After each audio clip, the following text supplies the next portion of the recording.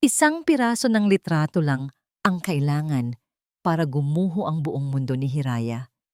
Hindi niya dapat pinakialaman ang briefcase ng asawa niya. Nanginginig ang mga kamay ni Hiraya habang hawak ang isang maliit na picture na nahulog mula sa secret pocket ng bag ni Renato. Sa litrato, nakangiti si Renato. Hindi ito yung pilit na ngiti na ibinibigay niya kay Hiraya tuwing umaga. Ito yung ngumongiti na matagal nang nawala. Tunay, masaya, at puno ng buhay. Pero hindi si Hiraya ang katabi niya. Isang ibang babae. Maganda, bata, at maamo ang mukha. At sa kandungan ng babae, may kargang isang batang babae. Napahawak si Hiraya sa kanyang bibig para pigilan ang paghikbi. Ang mga mata ng bata, ang ilong, ang hugis ng mukha. Hindi siya pwedeng magkamali. Kamukhang kamukha ito ni Renato. Parang may sumaksak sa dibdib ni Hiraya. Napaupo siya sa sahig ng home office. Ang lamig ng tiles ay tumagos sa kanyang balat. Pero mas malamig ang naramdaman niya sa kanyang puso. 5 taon. 5 taon niyang tiniis ang panghahamak ni Mommy Imelda. 5 taon niyang sinubukan maging perfect na asawa. Ginawa niya ang lahat para maging karapat-dapat sa apelyidong Vergara. Pero sa isang iglap, nalaman niyang may ibang pamilya pala ang asawa niya. Biglang bumukas ang pinto ng opisina. Clack! Natigilan si Hiraya. Ang tibok ng puso niya ay parang tambol na nagwawala sa loob ng dibdib niya. Si Renato. Wala nang oras para lumabas.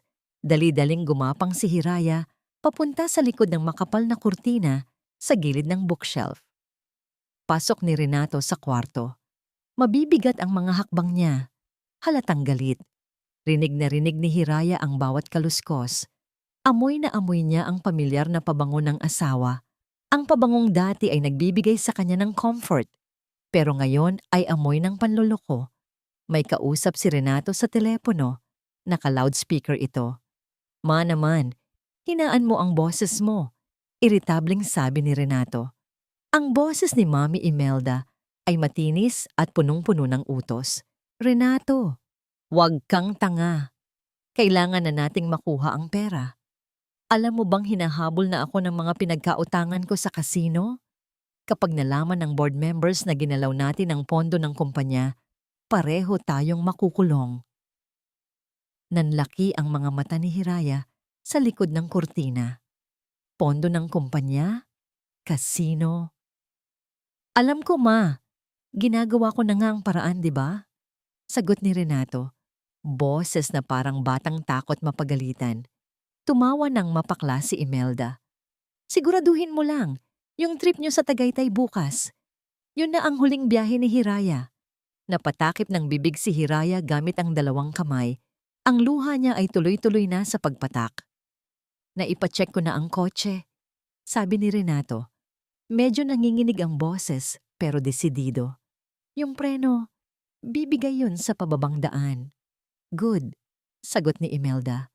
Double indemnity ang insurance niya dahil aksidente. 50 million pesos na to. Sapat na yon para bayaran ang utang natin at magsimula ulit kasama si Clarissa at ang anak niyo. Clarissa! Yun pala ang pangalan ng babae. Para kay Hiraya, hindi na ito tungkol sa selos. Tungkol na ito sa buhay niya, ang asawang minahal niya, at ang biyenan na pilit niyang pinagsilbihan. Pinaplano pala siyang patayin. Hindi dahil sa galit, kundi dahil sa pera. Sa sobrang shock, hindi na malaya ni Hiraya na napaatras siya ng kaunti. Tumama ang siko niya sa isang paso sa gilid ng bintana. Thug. Mahina lang ang tunog, pero sa tahimik na kwarto, parang ito pagsabog ng bomba. Nanahimik si Renato. Ma, wait lang! Bulong ni Renato sa telepono. Binaba niya ang tawag. Katahimikan. Sobrang tahimik na naririnig ni Hiraya ang sarili niyang paghinga. Sino yan? Tanong ni Renato. Dahan-dahan, narinig ni Hiraya ang mga yapak ni Renato na papalapit sa kinaroroonan niya. Papalapit. Papalapit sa kurtina. 1 metro na lang. Hinawakan ni Renato ang laylayan ng kurtina. Bumilis ang tibok ng puso ni Hiraya. Ito na. Huli na siya. Ihahawi na ni Renato ang kurtina. Biglang tumunog ang cellphone pa niya. Isang pamilyar na ringtone na hindi para sa pamilya o sa trabaho. Napatingin si Renato sa screen. Sa isang saglit, nagbago ang itsura niya. Nawala ang pagkaseryoso, napalitan ng pagkataranta at kaunting pag-aalala. Binitawan niya ang kurtina at tumalikod. Hello? Clariza, napatawag ka? Nakahinga ng maluwag si Hiraya. Ang pangalan ng babaeng yon, na kanina lang ay parang lason sa pandinig niya, ngayon ay naging kaligtasan niya. Lumayo si Renato. Bumubulong na sa telepono. Okay. Oo, mag-ingat kayo palagi ng anak natin. Sige baby, I love you. Bawat salita ay parang karayom na tumutusok sa puso ni Hiraya. Pero wala siyang panahon para masaktan. Kailangan niyang makaalis. Dahan-dahan, walang ingay, gumapang siya palabas ng opisina habang abala pa si Renato. Dumiretso siya sa kwarto nila. Nanginginig ang buong katawan. Tumingin siya sa salamin. Ang babaeng nakatingin pabalik ay maputla. Magulo ang buhok at puno ng takot ang mga mata. Hindi ito si Hiraya Vergara, ang asawa ng Vice President. Ito si Hiraya Delgado, ang babaeng probinsyana na natrap sa isang gintong hawla. Kailangan niyang mag-isip. Kailangan niyang makalayo. Nagmadali siyang bumaba. Naabutan niya si Renato sa hagdan. Saan ka pupunta? Tanong ni Renato. Nakakunot ang noo. Masama ang pakiramdam ko, sabi ni Hiraya. Pilit na pinapakalma ang boses. Parang nahihilo ako. Bibili lang ako ng gamot sa butika. Tinitigan siya ni Renato. Parang sinusuri kung nagsasabi siya ng totoo. Tumango lang ito. Okay, mag-ingat ka. Ang mga salitang mag-ingat ka ay parang isang masamang biro. Hindi na lumingon si Hiraya. Kinuha niya ang susi ng kotse at halos takbuhin ang pinto palabas. Pagpasok niya sa kotse, doon na bumuhos ang lahat. Humagulgol siya ng walang tunog. Ang manibela ay naging saksi sa kanyang paghihinagpis. Nag-drive siya ng walang direksyon. Ang mga ilaw ng syudad ay nagmistulang mga mantsa sa paningin niyang puno ng luha. Kailangan niya ng lugar para huminto. Isang lugar na hindi ang bahay na yon. May nakita siyang isang maliit na coffee shop sa isang kanto, tahimik at hindi matao. Ipinark niya ang sasakyan at pumasok. Umupo siya sa pinakasulok na table kung saan hindi siya masyadong makikita. Doon, hinayaan niya ang sariling umiyak. Ang pangarap niyang pamilya. Ang pagmamahal na akala niya ay totoo. Ang buhay niya. Lahat ay kasinungalingan. Miss, okay ka lang? Isang boses ng lalaki ang pumutol sa kanyang pag-iisip. Nag-angat siya ng tingin. Isang lalaking nakasuot ng simpleng jacket ang nakatayo sa tabi ng mesa niya. May hawak itong 2 tasa ng kape. Pamilyar ang mukha niya. Sorry sa abala, sabi ng lalaki. Pero, ikaw si Hiraya, di ba? Hiraya Delgado? Napatitig si Hiraya. Ang pagbanggit sa kanyang dalagang apelyido ay gumising sa isang bahagi ng kanyang alaala. Marco? Ngumiti ang lalaki, isang nangiting pamilyar mula sa nakaraan. Naalala mo pa pala ako. Si Marco, ang kaibigan niya sa college, ang tahimik na lalaki na palaging nasa likod niya, handang tumulong.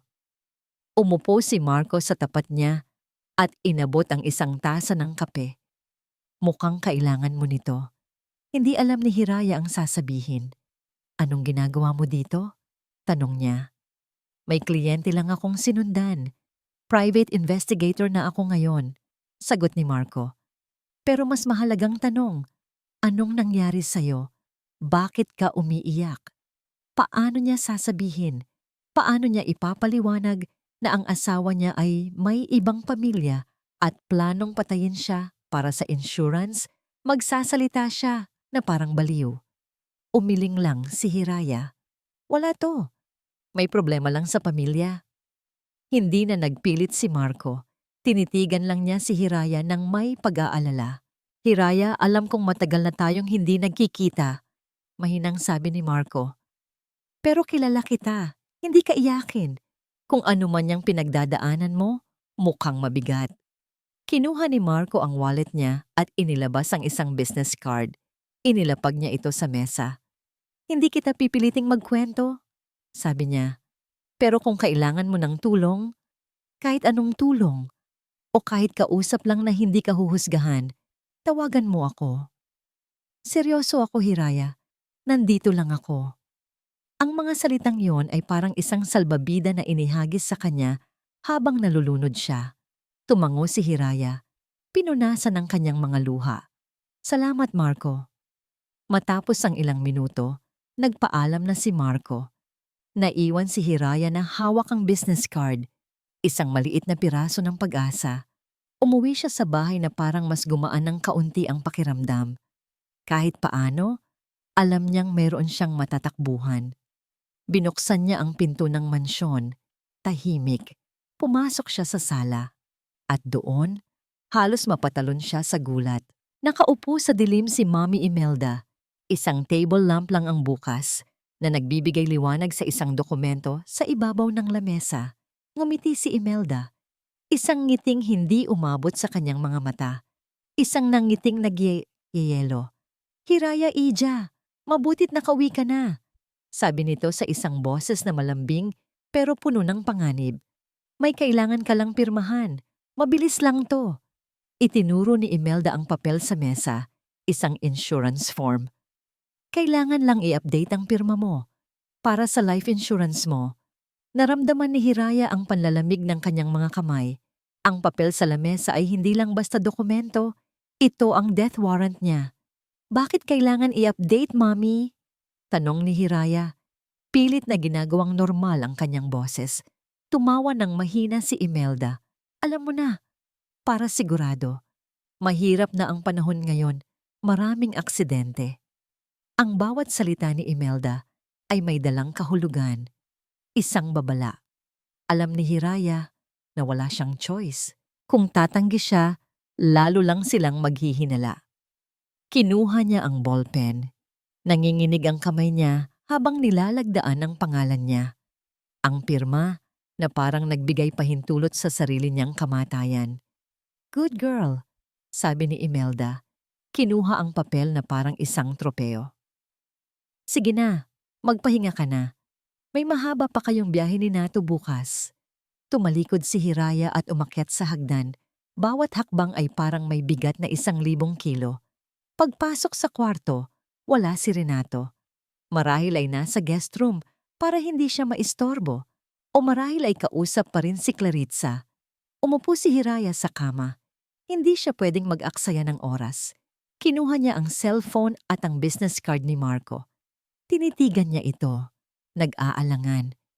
Pero mas malakas ang takot niya para sa buhay niya. Dinial niya ang numero. Marco, sabi niya nang sagutin nito ang tawag. Boses niya ay pabulong. Hiraya, anong nangyari? Ramdam sa boses ni Marco ang pag-aalala. Marco, tulungan mo ako. At doon, ikinuwento ni Hiraya ang lahat. Ang litrato, ang pag-uusap ni Renato at Imelda, ang plano sa Tagaytay, ang insurance. Hindi siya pinutol ni Marco. Hinayaan lang siya nitong ilabas ang lahat. Nang matapos si Hiraya, ilang segundong katahimikan ang namagitan. Hiraya, makinig ka, sabi ni Marco sa isang boses na kalmado pero seryoso. Huwag kang magpapanik. Ang unang kailangan nating malaman ay kung sino ang babaeng kasama niya. Kung may anak sila, malaking alas natin yan para sa annulment at para patunayang may motibo sila. Claritza ang pangalan niya, sabi ni Hiraya. Narinig ko. Okay, bigyan mo ako ng ilang oras. Susubukan kong hanapin siya. Pero Hiraya, mas importante ka. Hindi ka pwedeng sumama sa biyahe bukas. Hindi pwede, Marco. Umiling si Hiraya, kahit hindi siya nito nakikita. Kapag hindi ako sumama, maghihinala sila. Baka dito mismo sa bahay ay may gawin sila sa akin. Natahimik ulit si Marco. Nag-iisip. Okay, sabi nito. May plano ako. Pero kailangan kong pagkatiwalaan mo ako. Gawin mo lahat ng sasabihin ko. Kinabukasan tumawag si Marco. Nahanap ko na siya, sabi ni Marco. Clarissa Santos, nakatira sa isang maliit na kondo sa Makati. Ang unit ay binabayaran ng isang charity foundation. Isang foundation na ang major benefactor ay ang Vergara Prime Holdings. Kinilabutan si Hiraya. Ganoon pala sila kakalculating. Ang pera ng kumpanya ang ginagamit para itago ang kanilang sikreto. Gusto ko siyang makita, sabi ni Hiraya. Delikado, Hiraya. Kailangan ko, Marco. Kailangan kong makita kung anong klaseng babae siya. Pumayag si Marco. Nagbigay siya ng address at sinabing mag-ingat. Nagpaalam si Hiraya na mamimili lang ng gamit para sa biyahe. Pumunta siya sa address na binigay ni Marco. Isang simpleng condo building. Nag-abang siya sa isang coffee shop sa tapat. Makalipas ang isang oras, lumabas si Clarissa. Tulak-tulak niya ang isang stroller. Simple lang ang itsura ni Clarissa. Walang kolorete sa mukha, nakasuot lang ng simpleng bestida. Malayo sa itsura ng isang kabit na maluho. Pero ang mga mata niya, puno ng lungkot at takot. Palaging siyang palingon-lingon na para bang may sinusundan siya. At doon, napansin ni Hiraya. Isang itim na kotse na nakapark di kalayuan. Sa loob, may dalawang lalaking nakatingin sa direksyon ni Clarissa. Binabantayan siya, hindi siya malaya. Si Clarissa ay hindi kontrabida sa kwento. Isa rin siyang biktima. Naramdaman ni Hiraya ang awa. Nawala ang selos na naramdaman niya noong una. Umupo siya doon ng matagal. Pinagmamasdan ang babaeng naging dahilan ng pagkasira ng buhay niya at naunawaan na pareho lang silang bilanggo ng pamilya Vergara. Umuwi si Hiraya na may bigat sa dibdib. Hindi na galit, kundi isang malalim na kalungkutan. Pagdating niya sa bahay, masaya siyang sinalubong ni Renato. Isang pekeng saya. Ready ka na ba para sa anniversary trip natin, mahal? Tanong ni Renato. Hinalikan siya sa noo. Nandidiri si Hiraya sa pagdampi ng labi nito, pero ngumiti siya. Isang ngiting pinagpraktisan niya sa salamin. Oo naman, sagot niya. Excited na ako. Hawak niya ang kamay ni Renato. Malamig ito. Kasing lamig ng puso nito. Magiging isang biyahe ito na hindi natin malilimutan, sabi ni Renato. Ngumiti lang si Hiraya. Oo, sigurado ako dyan. Sa isip niya, iniisip niya ang sinabi ni Marco sa telepono kanina. Sumama ka sa biyahe, magtiwala ka sa akin. Pagdating niyo sa zigzag road pa Tagaytay, alam mo na ang gagawin. Hawak niya ang cellphone sa bulsa. Naka-standby ito, naka-on ang GPS, handa na siya. Hindi ito ang biyahe patungo sa kamatayan niya. Ito ang biyahe patungo sa kalayaan niya. Ang biyahe papuntang Tagaytay ang pinakamahabang biyahe sa buong buhay ni Hiraya. Ang bawat kilometro na tinatakbo ng sasakyan ay parang isang hakbang papalapit sa kanyang libingan. Katabi niya si Renato. Nagpapatugtog ito ng mga luma nilang love songs na para bang normal ang lahat. Nagkukwento siya tungkol sa mga plano niya para sa kumpanya, tungkol sa mga pangarap nilang mag-asawa. Kasinungalingan. Lahat kasinungalingan. Tumangulang si Hiraya. Ngumiti. Sumang-ayon. Gumanap siya bilang si Hiraya Vergara, ang mapagmahal na asawa, ang babaeng walang kamalay-malay. Pero sa loob-loob niya, isang bagyo ang nagwawala. Ang mga palad niya ay pinagpapawisan. Ang puso niya ay kumakarera. Hawak niya ng mahigpit ang kanyang cellphone sa loob ng kanyang bag. Ito ang kanyang lifeline. Mahal, okay ka lang? Kanina ka patahimik. Tanong ni Renato. Hinawakan ang kamay niya. Muntik nang mapapitlag si Hiraya sa pagdampi ng balat nito. Okay lang. Medyo nahihilo lang siguro sa biyahe. Malapit na tayo sa lugar kung saan magandang mag-stopover. May overlooking doon. Magpahangin muna tayo. Sabi ni Renato, ito na. Ang lugar na sinabi ni Marco. Ang lugar kung saan magsisimula ang lahat. Nagsimulang umakyat ang sasakyan sa paanan ng bundok. Ang daan ay naging paliko-liko. Sa kanang bahagi, isang malalim na bangin. Naku, parang nauuhaw ako bigla, sabi ni Renato, umubo ng peke. May maliit na tindahan doon sa unahan. Bibili lang ako ng tubig. Dito ka lang, babalikan kita agad. Itinigil niya ang sasakyan sa gilid ng daan, isang lugar na walang ibang kotse. Tahimik. Tanging hunilang ng mga ibon at hangin ang maririnig. Perpektong lugar para sa isang aksidente. Bumaba si Renato. Bago isara ang pinto, ngumiti siya kay Hiraya. I love you, sabi niya. Hindi sumagot si Hiraya. Tinitigan niya lang ang asawa niyang naglalakad papalayo. Nang makalayo na si Renato, doon na kumilos si Hiraya. Sinunod niya ang instruksyon ni Marco. Una, tinanggal niya ang kanyang seatbelt. Pangalawa, binuksan niya ng bahagya ang pinto ng kotse, sapat lang para hindi ito mag-lock. Pangatlo, idininial niya ang numero ni Marco sa kanyang cellphone at hinayaan itong nakatago sa kanyang bulsa, naka-on ang tawag. Para marinig ni Marco ang lahat. Bigla, naramdaman ni Hiraya ang paggalaw ng sasakyan. Dahan-dahan, umaatras ito, patungo sa bangin. Sinilip niya ang labas. Nakita niya si Renato. Hindi bumibili ng tubig, kundi nakatayo sa di kalayuan, nanonood. Naghihintay. Gusto niyang sumigaw. Gusto niyang murahin ito, pero kailangan niyang manatiling kalmado. Bumibilis na ang pag-atras ng kotse. 10 metro mula sa bangin. 5 metro. 3 metro. Huminga ng malalim si Hiraya. Ito na ang pagkakataon niya. Sa huling segundo bago mahulog ang sasakyan, itinulak niya ng buong lakas ang pinto at tumalon palabas. Gumulong siya sa lupa. Ang mga bato at damo ay sumugat sa kanyang mga braso at binti. Crash! Isang malakas na pagsabog ang narinig niya. Nakita niya ang kotse, ang kanilang wedding anniversary gift, na nagliyab habang nahuhulog sa bangin. Nakahiga si Hiraya sa gilid ng kalsada, natatabunan ng matataas na talahib. Ang sakit ng kanyang katawan ay walang-wala kumpara sa sakit ng kanyang puso. Narinig niya ang boses ni Renato, sumisigaw. Tulong! Tulong! Ang asawa ko! Isang perpektong pag-arte, pero hindi yun ang narinig niya sa cellphone na hawak pa rin niya.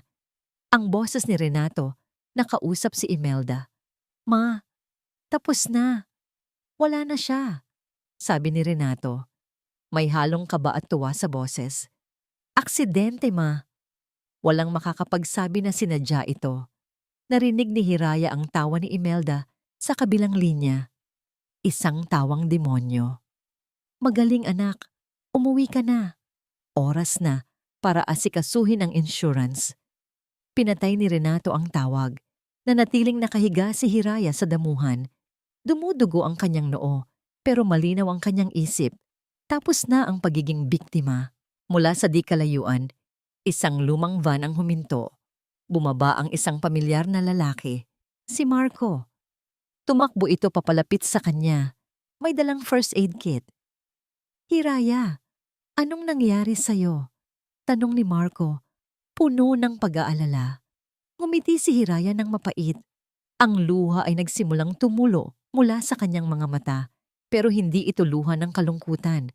Ito ay luha ng galit. Narinig mo ba? Tanong ni Hiraya. Tumango si Marco. Lahat, nakarecord. Tumingin si Hiraya sa nagliliyab na sasakyan sa ibaba ng bangin. Para sa kanila, patay na si Hiraya Vergara. Mabuti, bulong ni Hiraya, dahil ang babaeng babangon mula dito ay hindi na ang Hiraya na kilala nila. Ang safe house ni Marco ay isang maliit na apartment sa isang lugar sa Maynila na malayo sa karangyaan ng Forbes Park. Simple lang ito, isang kwarto, isang banyo at isang maliit na sala. Pero para kay Hiraya, ito ang pinakaligtas na lugar sa buong mundo. Dinala siya ni Marco dito matapos ang insidente sa Tagaytay. Ginamot niya ang mga sugat ni Hiraya, mga galos sa braso, binti at isang maliit na hiwa sa noo. Salamat Marco, sabi ni Hiraya. habang nilalagyan ni Marco ng band-aid ang kanyang noo. Wala yon, sagot ni Marco. Ang mga mata niya ay puno ng pag-aalala. Ang mahalaga, ligtas ka. Hindi mapigilan ni Hiraya na isipin kung gaano kaiba si Marco kay Renato. Ang mga kamay ni Marco ay magaspang pero maingat. Ang mga kamay ni Renato ay malambot pero handang pumatay. Sa sumunod na araw, ang balita tungkol sa tragic accident ng asawa ng Vice President ng Vergara, Prime Holdings, ay nasa lahat ng news channel. Nakaupo si Hiraya sa sofa, nakabalot sa isang kumot, pinapanood ang sarili niyang kamatayan. Nandoon si Renato, umiiyak sa harap ng mga kamera, isang perpektong aktor. Hindi ko kakayanin ito. Ang asawa ko, ang buhay ko, wala na, sabi niya, habang niyayakap siya ni Imelda. Si Imelda, umiiyak din, nakasuot ng itim, mukhang isang nagluluksa at mapagmahal na biyenan. Isang napakabuting asawa at manugang si Hiraya. Hindi namin siya malilimutan. Sabi ni Imelda sa mga reporter, ang boses ay nanginginig. Nandidiri si Hiraya. Gusto niyang isigaw sa TV na sinungaling sila. Mga demonyo. Pero pinigilan niya ang sarili. Hindi pa ito ang tamang oras. Mga hayop sila. Bulong ni Hiraya. Magbabayad din sila. Sabi ni Marco. Inabutan siya ng isang tasa ng mainit na tsa. Nakausap ko na ang kakilala kong abogado. Ang pinakamagaling sa annulment at corporate cases. Papunta na siya dito. Dumating si Attorney Selena. Isang babaeng nasa early 40s, matalino at may matapang na aura. Pinakinggan niyang mabuti ang kwento ni Hiraya. Sinuri niya ang mga ebidensya, ang audio recording ng pag-uusap ni Renato at Imelda, at ang mga paunang investigasyon ni Marco tungkol kay Claritza. Malakas ang laban natin, Mrs. Vergara, sabi ni Selena, pero kailangan nating maging matalino. Hindi natin pwedeng basta-basta ilabas ang mga ito. Anong ibig mong sabihin? Tanong ni Hiraya. Mayaman at makapangyarihan ang mga Vergara. Kayang-kaya nilang baliktarin ang sitwasyon. Sasabihin nilang peke ang recording. Gagawa sila ng kwento para ikaw ang lumabas na masama. Paliwanag ni Selena. Kailangan natin ng isang ebidensya na hindi nila kayang itanggi. Isang bagay na sisira sa kanila sa harap ng lahat. Ano ang plano? Tanong ni Marco. Sa ngayon, mananatiling patay si Hiraya. Sabi ni Selena. Hahayaan natin silang maging kampante. Hahayaan natin silang gawin ang unang hakbang para makuha ang insurance, doon sila magkakamali. Samantala, Marco, kailangan mong palalimin ang investigasyon sa pondo ng kumpanya. Hiraya, kailangan mong alalahanin ang lahat ng detalye, mga bank account, mga transaction, kahit anong kahina-hinala. Sa sumunod na mga araw, ang apartment ni Marco ay naging kanilang war room. Naglatag sila ng isang malaking whiteboard. Isinulat nila ang lahat ng impormasyon na meron sila. Si Hiraya, na dati ay abala lang sa pagiging asawa, ay nagulat sa sarili niya. Naalala niya ang mga pag-uusap na narinig niya, mga dokumentong nakita niyang pinapapirmahan sa kanya ni Renato. May isang offshore account, sabi ni Hiraya isang gabi. Narinig ko si Mommy Imelda na binanggit ito kay Nato. Sabi niya, emergency fund daw. Sinimulan itong imbestigahan ni Marco. Habang nagtatrabaho sila, si Marco ang nag-aalaga kay Hiraya. Nagdadala siya ng pagkain. Kinukumusta niya kung nakatulog ba siya ng maayos. Isang gabi, naabutan niya si Hiraya na nakatulala sa bintana. Hindi ka pa natutulog? Tanong ni Marco. Umiling si Hiraya. Hindi ko kaya. Sa tuwing pipikit ako, nakikita ko ang mukha ni Renato. Ang ngiti niya bago niya ako iwan sa kotse. Umupo si Marco sa tabi niya, pero may distansya. Hindi mo kasalanan na minahal mo siya, Hiraya. Nagkamali ako, Marco. Nagpakabulag ako. Akala ko, kapag minahal ko sila ng buong buo, mamahalin din nila ako pabalik. Ang pagmamahal ay hindi dapat pinipilit. Mahinang sabi ni Marco, at lalong hindi dapat sinusuklian ng pagtataksil. Ang mga salita ni Marco ay nagbigay ng kaunting ginhawa sa puso ni Hiraya. Biglang tumunog ang cellphone ni Selena. Naka-loudspeaker ito. Hiraya, Marco, may nakuha ako. Sabi ni Selena sa kabilang linya. May excitement sa boses. Yung bahay at lupa nyo sa Forbes Park. Tiningnan ko ang titulo. Anong meron doon? Tanong ni Hiraya. Nakalagay sa deed of sale na conjugal property. Pareho kayong may-ari. Pero may isang clause doon na sigurado akong si Imelda ang nagpalagay para protektahan ang ari-arian nila noon. Anong clause?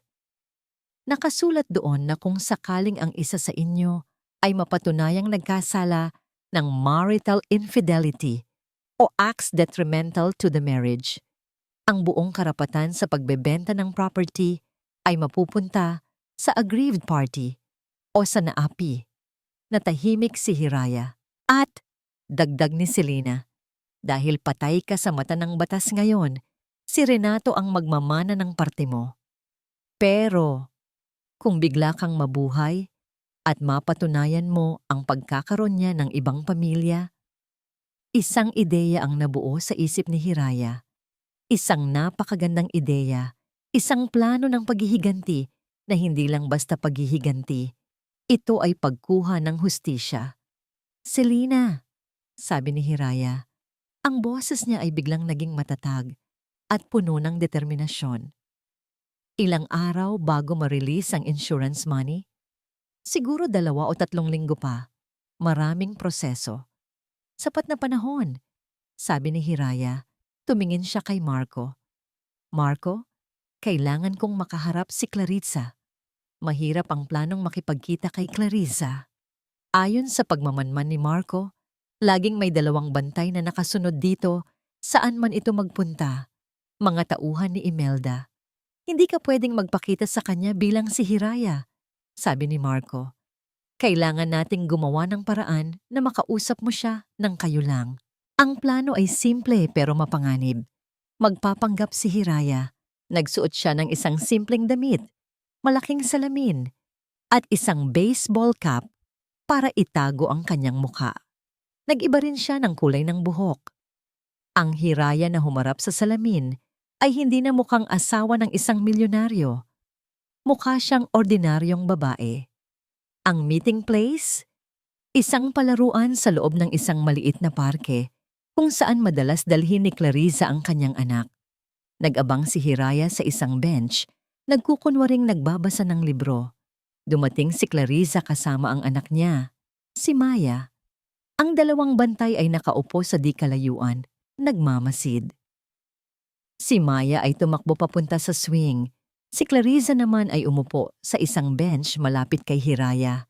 Pero hindi siya tinitingnan nito. Ang puso ni Hiraya ay dumadagundong. Ito na ang babaeng kabit ng asawa niya. Pero sa halip na galit, awa ang naramdaman niya. Nakita niya ang lungkot sa mga mata ni Clarissa. Ang pagod. Ang cute ng anak mo, sabi ni Hiraya. Sinimulan ng usapan. Nagulat si Clarissa pero ngumiti ng bahagya. Salamat. Ako nga pala si Leia. Pagpapakilala ni Hiraya, gamit ang isang pekeng pangalan. Clarissa. Nagkaroon ng ilang segundong katahimikan. Mukhang may problema ka, sabi ulit ni Hiraya. Dahan-dahan, napatingin si Clarissa sa kanya. May pagtataka. Hindi kita kilala. Alam ko, sabi ni Hiraya. Pero minsan, mas madaling magkwento sa isang estranghero. Huminga ng malalim si Clarissa. Hindi mo maiintindihan ang buhay ko. Subukan mo ako. Mahinang sabi ni Hiraya. Baka pareho lang tayong biktima. Ang salitang biktima ay tila tumama kay Clarissa. Tumingin siya sa mga mata ni Hiraya at sa unang pagkakataon parang may nakita siyang kakampi. Gusto kong umalis. Bulong ni Clarissa halos hindi marinig. Gusto kong ilayo ang anak ko dito pero hindi ko magawa. Kapag sinubukan kong tumakas, sinabi nilang sasaktan nila ang pamilya ko sa probinsya. Sino ang nagsabi? Ang ina niya, sagot ni Clarissa. si Mrs. Imelda Vergara. Kinumpirma nito ang lahat ng hinala ni Hiraya. Mahal mo ba si Renato? Tanong ni Hiraya. Ang tanong na matagal na niyang gustong itanong. Umiling si Clarissa. Isang luha ang pumatak sa kanyang pisngi. Noong una, akala ko mabait siya. Tinulungan niya ako nung naghihirap ako. Pero nalaman ko, lahat pala ay plano. Kailangan niya ng tagapagmana na lalaki. Pero baog daw ang asawa niya. Kasinungalingan. Ginawa niya akong parausan. At ngayon, pareho kaming bilanggo ng nanay niya. Baog? Pag-uulit ni Hiraya. Iyon ang palaging sinasabi ni Imelda sa kanya. Na siya ang may problema. Isa na namang kasinungalingan. Tulungan mo ako. Pagmamakaawa ni Clarissa. Kung sino ka man, tulungan mo kaming makatakas. Bago pa makasagot si Hiraya, napansin nilang papalapit ang isa sa mga bantay. Ma'am Clarissa, pinapauwi na po kayo ni Ma'am Imelda. Tumayo si Clarissa nanginginig. Sige, susunod na kami. Tumingin siya kay Hiraya. Isang tingin ng desperasyon. Sa sandaling iyon, tumakbo papalapit ang anak niyang si Maya. May hawak itong isang luma at medyo punit na manika. Mami, nahulog po yung ribbon ng doll ko, sabi ng bata. Lumuhod si Clarissa para ayusin ang manika. Habang nakayuko, lumingon siya kay Hiraya at may ibinulong na mabilis. May recording ako.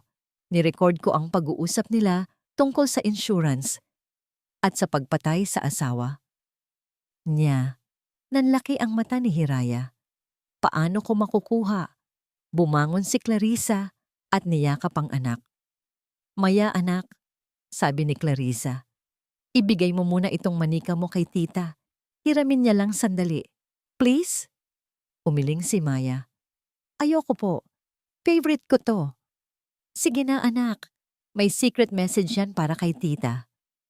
Nag-aalangan man, lumapit si Maya kay Hiraya at iniabot ang manika. Ingatan mo po tita ha, sabi ng bata. Kinuha ni Hiraya ang manika. Oo naman baby, ibabalik ko rin sa'yo. Umalis na sila Clarissa, hila ng bantay. Naiwan si Hiraya na hawak ang manika. Kapakapa niya ito. Sa likod ng manika, sa tahi, may naramdaman siyang matigas at maliit. Dali-dali siyang umalis sa parke at bumalik sa safe house. Pagdating doon, maingat niyang tinastas ang tahi sa likod ng manika. Sa loob, nakatago ang isang maliit na USB flash drive. Isinaksak niya ito sa laptop ni Marco. Ang laman, isang audio file. Siguraduhin mong magmumukhang aksidente na to. Kapag nakuha na natin ang 50 million, pwede ka nang magpakasal kay Clarissa. Wala nang hadlang. Ito ang boses ni Imelda. Malinaw, walang duda. Ito na. Ito na ang ebidensyang wawasak sa kanila. Biglang tumunog ang cellphone ni Hiraya. Isang text message mula sa isang unknown number galing kay Clarissa. Nakatakas kami. Salamat. Gamitin mo yan para sa hustisya, para sa aming lahat. Pero bago pa man makapagdiwang si Hiraya, tumawag si Selena. Hiraya, masamang balita, sabi ni Selena. Boses niya ay apurado. May connection pala si Imelda sa loob ng insurance company. Pinapabilis nila ang proseso. Ginamit nila ang pekeng death certificate. Bukas ng umaga, makukuha na nila ang pera. Natigilan si Hiraya. Ang ebidensya ay nasa kamay na niya, pero nauubusan na sila ng oras. Kailangan na nilang kumilos. Ngayon na. Oras na, sabi ni Hiraya sa telepono. Ang boses niya ay kalmado na parang tubig na walang alon. Sa kabilang linya, sumagot si Attorney Selena. The real estate agent is on his way. In 30 minutes, Imelda Vergara will get the surprise of her life. Nasa loob si Hiraya ng isang itim na van kasama si Marco. Nakapark sa isang kanto kung saan tanaw nila ang gate ng mansyon ng mga Vergara. Hindi ito paghihiganti. Ito ay pagbawi. Pagbawi sa buhay na ninakaw sa kanya. Makalipas ang ilang minuto, Isang mamahaling kotse ang huminto sa tapat ng gate. Bumaba ang isang lalaking nakasuit, ang real estate agent. Nakaunang tawag ni Selena sa cellphone ni Hiraya. Rinig nila ang lahat. "Good morning. I'm looking for Mrs. Imelda Vergara," sabi ng ahente sa intercom. Pinapasok siya. Ilang sandali ng katahimikan. Tapos, ang boses ni Imelda, arogante at puno ng kapangyarihan. "What is this about? I'm busy preparing for my daughter-in-law's wake." "My condolences, ma'am," sagot ng ahente. Professional ang tono. "But this is an urgent matter. I'm here to inform you that this property has been sold this morning." Katahimikan. Tapos, isang malakas na tawa mula kay Imelda. "Are you insane? This is my son's house. Who gave you the authority to sell it?" "The legal co-owner, ma'am," sagot ng ahente. "Under the marital infidelity clause, stipulated in your deed of sale, she has the full authority. The sale was legal and the payment has been confirmed." "Who is this co-owner you're talking about?" sigaw ni Imelda. "Mrs. Hiraya Delgado Vergara." Rinig na rinig ni Hiraya ang pagbagsak ng isang bagay. Marahil ay isang baso. Sinungaling. Patay na si Hiraya. Patay na siya. "The documents are valid, ma'am. The new owners have given you 24 hours to vacate the premises. After that, we will be forced to take legal action." Narinig ni Hiraya ang sunod-sunod na pagmumura mula kay Imelda bago naputol ang tawag. Isang maliit na ngiti ang sumilay sa labi ni Hiraya. Ang unang totoong nangiti sa loob ng mahabang panahon. "Nagsisimula pa lang tayo," bulong niya. Tumingin siya kay Marco. "Tara na. May board meeting pa tayong pupuntahan." Ang Vergara Prime Holdings Tower ay kasing taas at kasing lamig ng dati. Dati, nanginginig si Hiraya sa tuwing papasok siya dito. Pakiramdam niya, hindi siya bagay sa lugar. Ngayon, naglalakad siya sa marmol na sahig. Suot ang isang dark blue pantsuit na nagpapamuka sa kanyang matapang at makapangyarihan. Ang bawat hakbang niya ay may bigat. May determinasyon. Sa tabi niya ay si Selena at 2 unipormadong pulis. Dumiretso sila sa 40th floor, sa executive boardroom. Sarado ang pinto. Pero rinig mula sa labas ang boses ni Renato. "And in memory of my beloved wife, Hiraya," sabi ni Renato. Ang boses ay puno ng pekeng pighati. "I am ready to take on the responsibility as the new chairman of this company to continue her legacy." Nagkatinginan si Hiraya at Selena. Tumango si Selena. Sa isang senyas, sabay na binuksan ng 2 pulis ang malaking pinto ng boardroom. Swoosh! Lahat ng ingay sa loob ay namatay. Lahat ng miyembro ng board, lahat ng executives, lahat sila ay napatingin sa pinto. Sa gitna ng lahat, nakatayo si Renato at Imelda gulat na gulat. Si Renato ay namutla na parang nakakita ng multo. Ang mga mata niya ay nanlaki sa takot at hindi makapaniwalang pagtataka. Si Imelda naman, ang pagkagulat ay mabilis na napalitan ng purong galit. Pero walang nagsalita. Pumasok si Hiraya. Kalmado, dahan-dahan. Ang tunog lang ng kanyang mga takong ang maririnig sa silid. Hindi niya tiningnan si Renato. Hindi niya tiningnan si Imelda. Naglakad siya papunta sa unahan ng mahabang mesa. Ang pwesto ng chairman. Doon, humarap siya sa lahat. Ngumiti siya. Isang ngiting malamig. "Good morning, everyone," sabi niya. Ang boses ay malinaw at matatag. "I apologize for being late." "Ha, Hiraya?" Nauutal na sabi ni Renato. Paanong... Hindi siya pinansin ni Hiraya. Ibinaba niya ang isang folder na dala-dala niya sa mesa. Gumawa ito ng malakas na tunog sa katahimikan. Tumingin siya sa mga miyembro ng board, pagkatapos ay kay Renato at Imelda. "Hinahanap ninyo ang bangkay ko," sabi niya. Ang bawat salita ay may diin. "Pero ako, nagdala ng kopya ng lahat ng bank transactions ninyo. Isang recording ng pag-amin ninyo sa krimen." Itinuro niya ang mga pulis sa likod at isang arrest warrant. Sandaling nabalot ng katahimikan ang buong boardroom. Walang sino man ang makapagsalita. Ang mga miyembro ng board ay nagpapalipat-lipat ng tingin mula kay Hiraya, patungo sa mga pulis, at pabalik sa namumutlang mukha ni Renato. Si Renato. Hindi ito totoo. Isang bangungot. Isang masamang panaginip. Si Hiraya ay dapat patay na. Ako mismo ang nakakita. Ang kotse. Ang apoy. Pero narito siya. Nakatayo sa harapan ko. Buhay na buhay. At sa mga mata niya, wala na ang dating pagmamahal. Wala na ang paghanga. Galit. Isang malamig at nakakapasong galit. Hindi totoo yan. Sigaw ng ina ko. Si Mami Imelda. Palagi siyang may sagot sa lahat. Gawa-gawa niya lang ang lahat ng yan. Desperada siya nang makuha ang pera ng pamilya natin. Pero huli na. Si Attorney Selena ay naglakad papunta sa sound system ng conference room. Isinaksak niya ang isang maliit na device. At ang boses ng nanay ko ay umalingaw-ngaw sa buong silid. Siguraduhin mong magmumukhang aksidente na to. Kapag nakuha na natin ang 50 million, pwede ka nang magpakasal kay Clarissa. Wala nang hadlang. Tapos, ang boses ko. Ma, tapos na. Wala na siya. Aksidente, ma. Walang makakapagsabi na sinadya ito. Ang lahat ng dugo sa aking katawan ay tila bumagsak sa aking mga paa. Nagsimulang magbulungan ang mga miyembro ng board.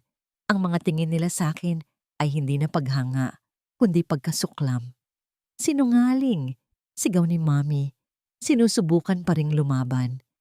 Edited yan, pekeng-peke. Pero wala nang naniniwala sa kanya. Lumapit sa amin ang mga pulis. May hawak silang mga posas. Doon ako natauhan. Ito na ang katapusan.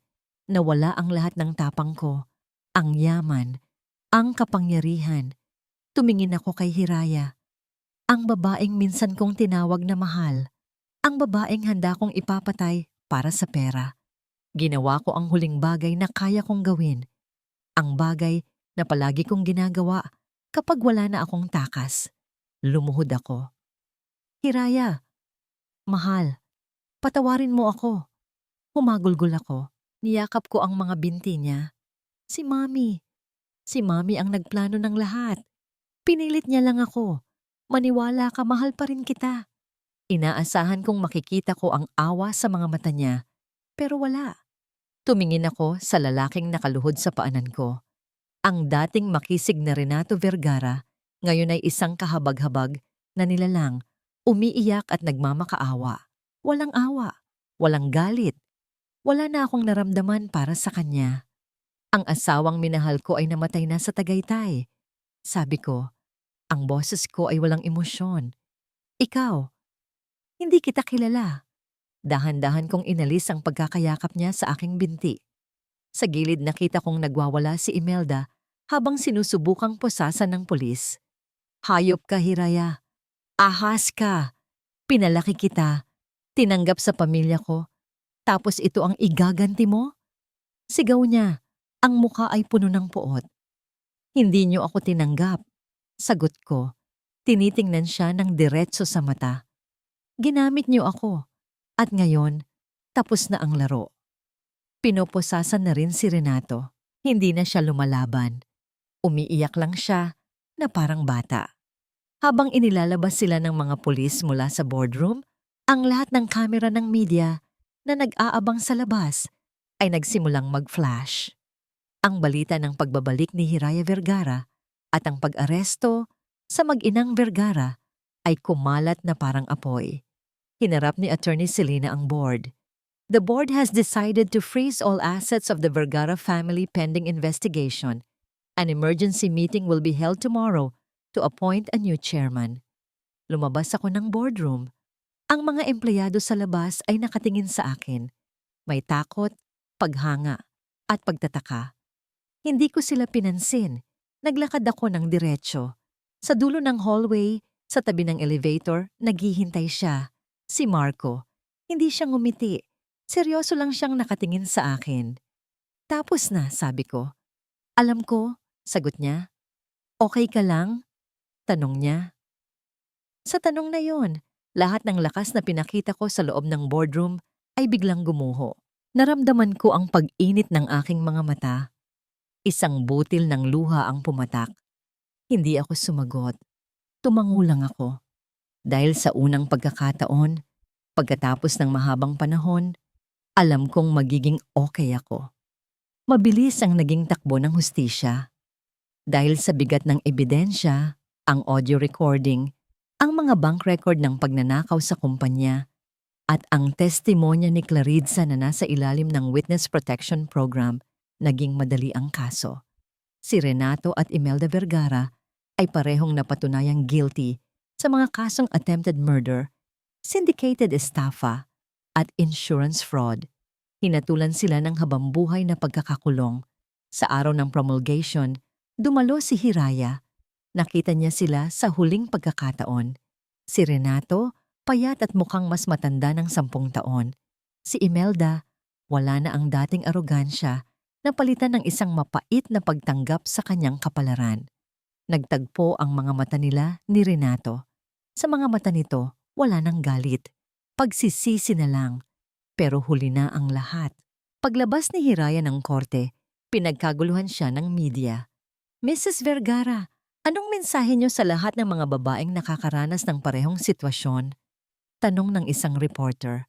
Humarap si Hiraya sa mga kamera. Kalmado, matatag. Huwag kayong matakot na bawiin ang buhay na para sa inyo, sabi niya. Hindi ito paghihiganti. Ito ay pagbibigay ng halaga sa sarili. Anong susunod na plano niyo? Ngumiti si Hiraya. Magsimula muli. At iyon nga ang ginawa niya. Ang 100 million pesos mula sa pagbebenta ng mansyon sa Forbes Park, kasama ang danyos na ipinagkaloob sa kanya ng korte, ay ginamit niya sa isang bagay na makabuluhan. Itinatag niya ang Liwanag Hiraya Foundation, isang organisasyon na naglalayong tulungan ang mga babaeng biktima ng financial at emotional abuse. Nagbibigay ito ng legal assistance, temporary shelter, at livelihood training para matulungan silang makabangon at magsimulang muli. Ang dating home office kung saan niya narinig ang plano ng kanyang pagpatay ay naging headquarters ng kanyang foundation. Naging abala si Hiraya. Araw-araw, may mga babaeng lumalapit sa kanya. Bawat isa ay may dalang kwento ng sakit at pag-asa. Sa bawat babaeng natutulungan niya, unti-unti ring naghihilom ang sarili niyang mga sugat. Palaging nasa tabi niya si Marco, hindi bilang isang manliligaw, kundi bilang isang kaibigan, isang kakampi. Tinulungan siya ni Marco sa pag-set up ng foundation. Siya ang tumayong head of security and logistics. Tiniyak niyang ligtas si Hiraya at ang lahat ng kababaihan sa ilalim ng kanyang pangangalaga. Isang hapon, habang nag-aayos sila ng mga relief goods, nagsalita si Hiraya. Marco, salamat sa lahat. Wala yon, sagot ni Marco. Buhat-buhat ang isang kahon. Masaya akong makita kang masaya. Hindi pa ako El Gemrey masaya, pag-amin ni Hiraya. Pero payapa na ako. Ang kapayapaan ay isang magandang simula. Isang araw, nakatanggap si Hiraya ng isang sulat. Walang return address. Pagbukas niya, isang sulat kamay mula kay Claritza. Hiraya, salamat. Salamat sa pagbibigay sa amin ng pagkakataong magbagong buhay. Nasa probinsya na kami ni Maya, malayo sa gulo. Nagsimula na kaming muli. Sana balang araw mapatawad mo ako. Nagpapasalamat, Claritza, napangiti si Hiraya. Matagal na niyang pinatawad si Clarissa. Gabi na. Tapos na ang trabaho sa foundation. Nag-aayos na si Hiraya ng kanyang mga gamit para umuwi. Lumapit si Marco. Uuwi ka na? Tanong niya. Tumango si Hiraya. May gusto sana akong puntahan, sabi ni Marco. Gusto mo bang sumama? Saan? Sa isang lugar na matagal na nating pangarap puntahan. Noong college pa tayo. Nag-isip si Hiraya at naalala niya. Yung beach sa Batangas? Ngumiti si Marco. Naalala mo pa pala. Tumingin si Hiraya kay Marco. Sa mga mata nito, nakita niya ang respeto, pag-aalaga, at isang pagtingin na matagal nang naghihintay. Naramdaman niya ang isang pamilyar na kaba sa kanyang dibdib. Pero hindi ito kaba ng takot. Ito ay kaba ng pag-asa. Sige, sabi ni Hiraya. Tara. Ang hangin sa tabing dagat ay may dalang amoy ng alat at kalayaan. Magkahawak kamay na naglalakad sina Hiraya at Marco sa dalampasigan. Ang papalubog na araw ay nagpipinta ng kulay kahel at lila sa kalangitan. Tahimik lang sila. Walang nagsasalita. Hinahayaan lang nilang ang tunog ng mga alon at ang init ng kanilang mga kamay ang magsalita para sa kanila. Ito ang unang beses sa loob ng maraming taon na naramdaman ni Hiraya ang ganitong klaseng kapayapaan. Walang takot, walang pag-aalinlangan. Naalala mo ba? Sabi ni Marco, binasag ang katahimikan. Noong college, sabi natin, pagkatapos nating graduate, pupunta tayo dito. Bago natin harapin ang real world. Ngumiti si Hiraya. Oo, pero hindi natuloy dahil nakilala ko si Renato. Hindi nagsalita si Marco. Hinintay lang niya ang susunod na sasabihin ni Hiraya. Noong mga panahong yon, pagpapatuloy ni Hiraya, akala ko ang pag-ibig ay parang isang malakas na bagyo. Nakakabaliw, nakakalunod. Akala ko, kapag mas masakit, mas totoo. Huminga siya ng malalim. Pero natutunan ko, ang totoong pag-ibig pala ay hindi bagyo. Tumingin siya sa payapang dagat sa kanilang harapan. Ito pala ay parang dagat sa paglubog ng araw. Kalmado, payapa. Nagbibigay sa iyo ng espasyo para huminga. Huminto sila sa paglalakad. Humarap si Marco sa kanya. Hiraya, sabi ni Marco. Ang boses niya ay seryoso. Alam kong marami kang pinagdaanan.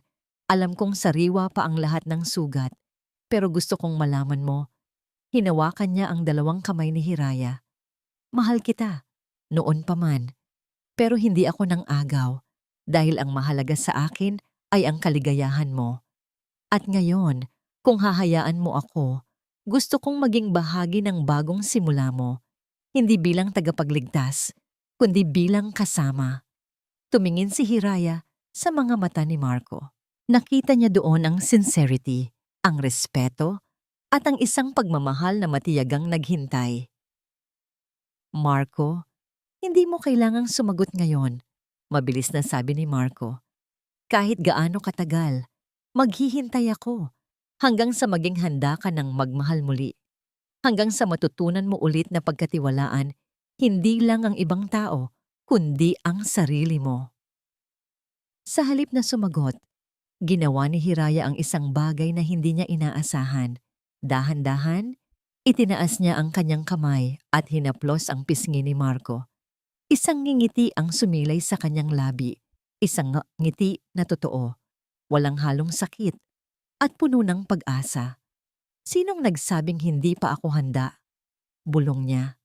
At sa ilalim ng papalubog na araw, sa harap ng payapang dagat, dahan-dahan niyang inilapit ang kanyang mukha kay Marco. Hindi ito isang halik na puno ng pasyon na parang bagyo. Ito ay isang halik na malambot, mabagal, puno ng pangako, isang halik ng bagong simula. Makalipas ang isang taon, ang Liwanag Hiraya Foundation ay isa ng matagumpay na organisasyon. Sa anniversary celebration nito, tumayo si Hiraya sa entablado para magbigay ng talumpati. Nakita niya sa audience ang daan-daang babae na natulungan niya. Mga babaeng dati ay puno ng takot, pero ngayon ay nakangiti na. Nakita niya si Attorney Selena na pumapalakpak at sa gilid, nakita niya si Marco. Nakangiti sa kanya, ang nangiting nagsasabing, I'm proud of you. Huminga ng malalim si Hiraya at nagsalita sa mikropono. Lahat tayo ay may mga kwento ng kadiliman, sabi niya. Lahat tayo ay nakaranas ng sakit at pagtataksil, pero tandaan niyo sana ito. Hindi ang kadiliman ang magbibigay kahulugan sa buhay natin, kundi kung paano tayo pipiliing humanap ng liwanag. Ang bawat sugat ay pwedeng maging lakas. Ang bawat luha ay pwedeng magdilig sa isang bagong hardin. At ang bawat pagtatapos ay isang pagkakataon para sa isang mas magandang simula. Ako si Hiraya. At katulad ng pangalan ko na nangangahulugang pangarap, pinili kong abutin ang pangarap hindi para sa iba, kundi para sa sarili ko. At ngayon, ang liwanag na iyon ay atin ng lahat. Sa pagtatapos ng kanyang talumpati, ang palakpakan ay umalingaw-ngaw. Tumingin si Hiraya sa labas ng bintana. Sa maliwanag na kalangitan, malaya na siya. At sa wakas, buo na ulit. At dito nagtatapos ang kwento ng pagbangon, pagpapatawad, at muling pag-ibig ni Hiraya. Maraming salamat sa inyong walang sawang pagsubaybay sa bawat kabanata ng kanyang buhay. Mula sa kaibuturan ng aking puso, ako po ay nagpapasalamat sa pagiging bahagi ninyo ng paglalakbay na ito. Habang isinusulat ko ang kwento ni Hiraya, ramdam na ramdam ko ang bawat sakit, bawat takot, at bawat munting tagumpay na kanyang pinagdaanan. Nais kong lumikha ng isang tauhan na hindi lamang isang biktima, kundi isang mandirigma, isang salamin ng pambihirang katatagan na taglay ng bawat babaeng Pilipina. Sana po ay may isang aral na tumatak sa inyong mga puso. Isang mensahe na kahit gaano man tayo saktan ng nakaraan, palaging may liwanag na naghihintay sa kinabukasan, na ang tunay na lakas ay hindi nasusukat sa kung gaano tayo katibay, kundi sa kung paano tayo paulit-ulit na bumabangon matapos madapa. Ang pagpapatawad ay isang regalong ibinibigay natin sa ating sarili upang makamit ang tunay na kapayapaan. At ang pag-ibig, ang tunay na pag-ibig, ay darating sa tamang panahon, hindi para buuin ang ating pagkatao, kundi para samahan tayong maging buo. Ano po ang pinakapaborito ninyong eksena sa ating kwento? Anong aral ang inyong natutunan mula sa karanasan ni Hiraya? Huwag po kayong mag-atubiling ibahagi ang inyong mga saloobin sa comment section. Nais ko pong marinig ang bawat isa sa inyo. Muli, ako po ang inyong lingkod, ang inyong scriptwriter. Hanggang sa susunod nating kwentuhan, naway baunin ninyo ang liwanag at pag-asa ni Hiraya sa inyong mga puso.